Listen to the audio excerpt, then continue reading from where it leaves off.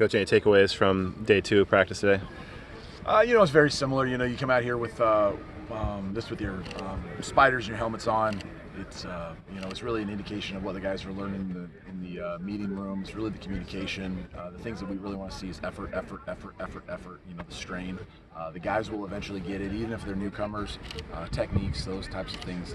Over time, if you're into football, you will get it. But it's just really just how they're carrying themselves, what we're looking for in the communication. Looks like some of the new guys are making an early impression, Bowlers and Buchanan and some of the others. Can you talk about what some of the new guys have added to the defense so far early on? Some of those new guys that have joined us, as we're all kind of figuring this out and kind of adapting to what the transfer and the portal thing is, you're getting some very veteran players in. These are not players that, weren't playing at their other school. They were, huge parts of what they were doing, and as they transition, it's just kind of, getting comfortable in some of the techniques and the vocab that, they've been learning for years and years at the other place. But, those guys that you mentioned, Teddy and DJ and several others, are, very veteran guys, and they possess good leadership, and they're showing good habits, and they're going to help us immensely. Cade was talking about just what Teddy's meant to him. Obviously, he's a freshman coming back and back to the sophomore, and Teddy's kind of had some experience. What do you see as the value in having someone like Teddy on your roster? Well, kind of that last question is, we're trying to find guys that are talented, that have experience, and that's exactly the mold that Teddy was in, and we're excited to get him out here and continue to get him acclimated to what we're doing. But we have other linebackers that are very talented too. This is a part of the roster that I think we have several guys that can go out there and help us play winning football. We talked with you in the spring about playing a little bit more of an aggressive defensive line with more emphasis on pushing upfield, and talked to Justin at ACC Media Week about what it takes to be able to play that kind of defense, and he talked about an emphasis on being able to play a lot of man coverage in the defensive backfield, and it seems like you have the guys to do that, a lot of athleticism, that are guys that are sticking with the receivers fairly well. Are you confident that you might be able to continue to take that more aggressive approach this season, or is it just going to be a matter of how it plays out in the rest of fall camp? I think kind of how it plays out. Part of it is is identifying matchups. You can like a matchup 1 week, and then the next week, if you go against a couple guys that are maybe different than the week before, I think you always have to continually assess where you can win. I think in football, there's a lot of desire to be something. But in my experience, just because you want to be something doesn't mean you are something.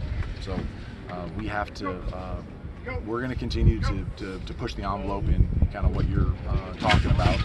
But I always think we always have to, have a realistic understanding of who you're competing against, how many opportunities you can put certain people in certain situations.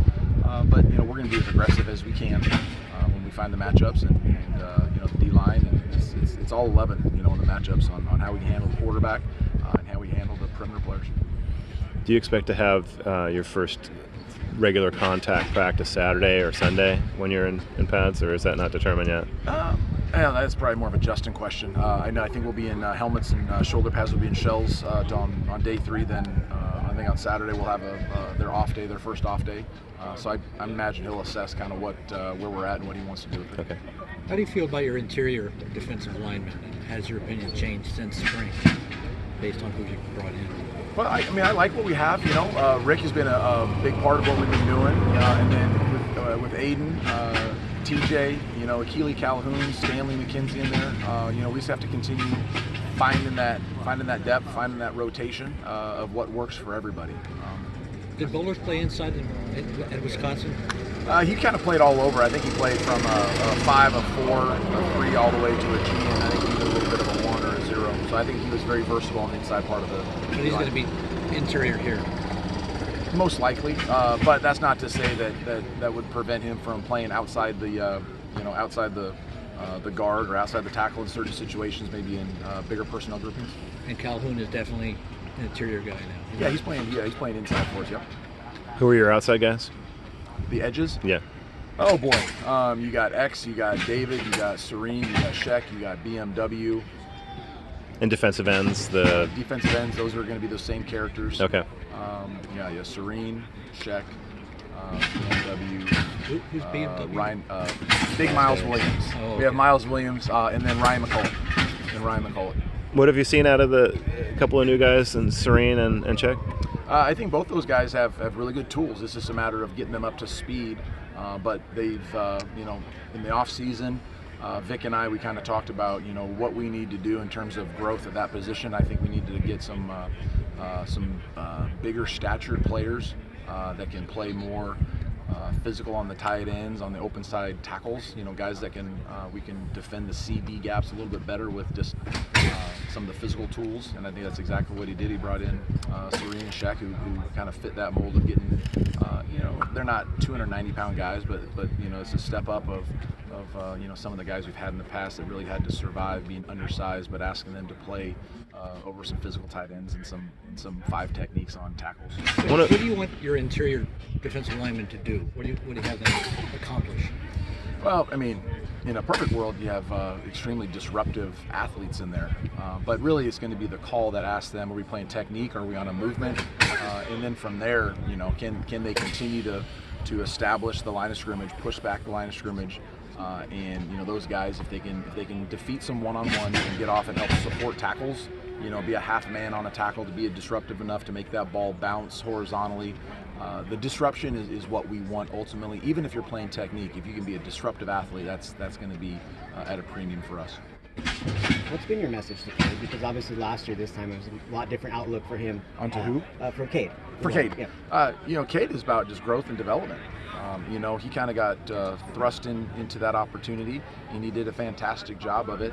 But sometimes, it's kind of like playing golf, right?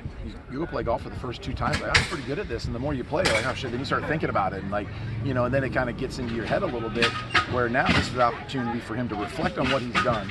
I believe, he should have all the confidence in the world that he has the physical tools and the mental aptitude to do it. Now it's about the consistency and how much better he can get. Feels like you have a lot of options in the secondary. A lot of guys who have played some games previously. What's going to determine kind of who sees the field the most there? How they practice. We're gonna let them ultimately tell us who's going to play. By their consistency, by their opportunities to get around the ball. Can they be trusted? How do they play when the ball's in the air? Are they going to get grabby? Are they going to panic? Are they going to be a player that kind of falls into some unnecessary penalties? So I think all those things will ultimately play into. But the more talent we can find back there, and guys that can play close to people, the more and more. You watch college football, the amount of space with the hash marks in college football and the over splits and the RPOs. If you really want to shut people down, you have to be able to play close to them on the perimeter of the defense, in my opinion. There was a scuffle out there late in the practice. Do you like to see the feistiness, or is it kind of an annoyance at this point? Oh, I don't know. I was just making sure that nobody was taking their helmet off and nobody was getting thrown down. But shoot. That's football. Football's, I don't know what you're supposed to say anymore these days, but you get aggressive people out there and somebody doesn't like what happened, or somebody's frustrated and they take it out. And, as long as they have the opportunity to kind of vent for a minute, they move on from it. It never travels inside that tunnel. That's football, and anyone that's been around football or competitive groups, it's going to be frustration. So I'm not overly concerned about it. Coach Wilcox talked about team speed and alluded to maybe this being the fastest team he's had here. You haven't gone full pads, you haven't gone at full speed yet, but you noticed that on the field from the defensive side? Yeah, there are guys that I think Brian said we had 11 guys that were 21 miles plus on GPS this summer, which is a solid number. I don't know how much data we have past 10 years ago, so I don't know if that's better than it was 25 years ago or what it is, but we do have some guys that can go, especially in the back end. Isaiah Crosby can go, Marcus Harris can go, and that's the faster we can get to either eliminate X plays, or on the flip side, when they do have the opportunity to score and they get some space and they can outrun the defense and get those explosive plays. To be dangerous on offense, you have to have the ability to exploit people to death. And first downs are awesome, But first downs that turn into 7 points is really how you become a dangerous offense.